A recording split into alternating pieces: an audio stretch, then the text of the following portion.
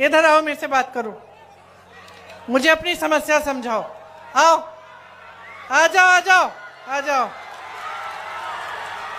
अरे मार क्यों रहे इनको? इनसे कहिए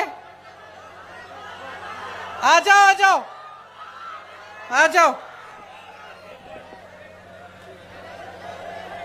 मैं बुला रही हूं, आने दीजिए, आने दीजिए इन्हें। आ जाओ बेटा।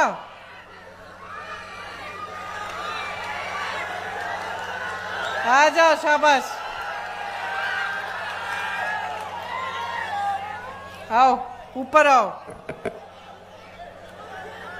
उसको पकड़ो मत। अरे कुछ नहीं, आने। इधर आओ। नाम क्या है तुम्हारे? आसिफ खान। ये देखो, ये है आसिफ, ये बिहार का नौजवान है। लड़ लड़ के वहां से आया मुझे अपनी समस्या बताने के लिए। ये है बिहार का नौजवान जो अपने अस्तित्व को समझता है, अपने अधिकारों को समझता है, जो लड़ता है अपने अधिकारों के लिए, जो समझ रहा है कि इसके साथ क्या हो रहा है आज।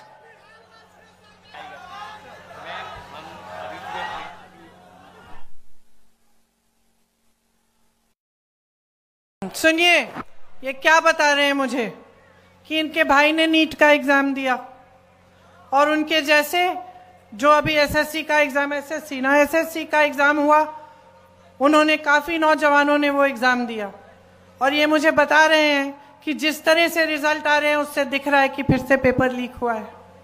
कह रहे हैं कि जब प्रदर्शन करने गए, अपने अधिकार मांगने गए, तो इनको पुलिस ने पीटा, कि प्रशासन ने दबाने की कोशिश की। जैसे यहां पे जब अपनी बात करने लगे तो आपने इनको रोका। पुलिस वाले मेरे साथी हैं, आपकी गलती नहीं है, आपकी गलती नहीं है, आप अपनी ड्यूटी कर रहे हैं। आपको बताया गया है कि आपकी ड्यूटी जनता की आवाज को दबाना है, यह बताया गया है।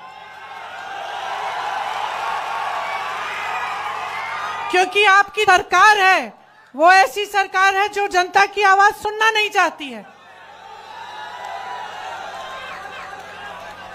मैं आपको एक बात बताना चाहती हूं, मेरे बचपन की बात है। मेरे पिताजी प्रधानमंत्री थे, मैं उनके साथ अमेठी गई। अमेठी उनका संसदीय क्षेत्र था। बैठ जाइए आप।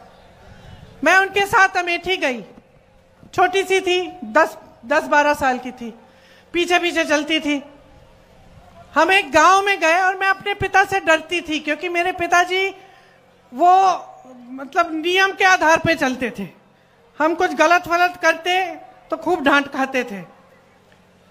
पिताजी गांव के अंदर गए, मैं पीछे पीछे गई और एक महिला बड़ी जोर से उनको डांटने लग गई। मैं डर गई। मैंने सोचा ये महिला कैसे डांट रही है मेरे पिताजी को। अब आप सोचिए, मेरे पिताजी प्रधानमंत्री थे, गांव के अंदर गए, गांव की महिला ने उनको खूब डांटा कस के। क्यों? क्योंकि भैया तुम 7 महीने पहले आए थे, तुमने हमें कहा था कि यहां पे नल लगवाओगे। 7 महीने निकल गए हैं, तुम हमारे सांसद हो, तुम प्रधानमंत्री हो, अभी तक तुमने नल नहीं लगवाया। डांटा उन्होंने। तो मैंने सोचा, मैं छोटी सी थी, मैंने सोचा तो भैया अब तो पिताजी डांटेंगे, तो मैं और डर गई। पिताजी ने डांटा नहीं, डांटा नहीं, प्यार से बात किया, बोला बहन यहां आओ, समझाया कि इस नल को मैंने सैंक्शन कर लिया है, इसमें समय लगता है, ये हो जाएगा, ये अगले 1-2 महीने में तुम्हारा नल लग जाएगा। जब हम गाड़ी में बैठे, मैंने पिताजी से पूछा कि पिताजी तुम्हें इस गांव की महिला ने बहुत डांटा, आपको गुस्सा नहीं लगा, गुस्सा नहीं चढ़ा? कहते बिल्कुल नहीं चढ़ा बेटी, क्योंकि ये मेरा कर्तव्य है और जब वो मुझे डांटती हैं तो वो सही करती हैं, उनका अधिकार है, मेरा कर्तव्य है उनके लिए काम करना, मैं उनका सेवक हूं। तो अगर सरकार, देखिए मैं अपने पिता की प्रशंसा नहीं करने के लिए यहां खड़ी हूं, मैं आपको एक बात बता रही हूं, साधारण बात, कि उस समय बड़े से बड़े नेताओं की क्या मानसिकता होती थी। अगर जनता की समस्या है, इस लड़के की कोई समस्या है, इसके साथ गलत हो रहा है, ये प्रदर्शन कर रहा है, अपना अधिकार मांग रहा है, तो ये तो हमारी लोकतंत्र की सबसे बड़ी देन है, सबसे बड़ी मजबूती है, सबसे बड़ी शक्ति है। नेता को इसके सामने झुकना चाहिए, नेता को कहना चाहिए कि हाँ, हम तुम्हारी समस्या को का समाधान करने की कोशिश करेंगे। और जब नेता ऐसा होगा, जब सरकार ऐसी होगी, तब पुलिस भी ऐसी होगी। तब पुलिस आपको पीटेगी नहीं, तब पुलिस और प्रशासन भी आपको पीटेंगे नहीं, वो करने देंगे प्रदर्शन, खड़े रहेंगे। आप अपना प्रदर्शन करेंगे, वो खड़े रहेंगे, आप प्रदर्शन करके घर चले जाएंगे। तो इनकी गलती नहीं है, ये भी अपनी ड्यूटी कर रहे हैं, क्योंकि इनकी सरकार इनको कह रही है कि जाओ दबाओ इस प्रदर्शन को। तो समझ लीजिए कि बदलाव आपको हर स्तर पर चाहिए, आपको हर स्तर पर लाना है।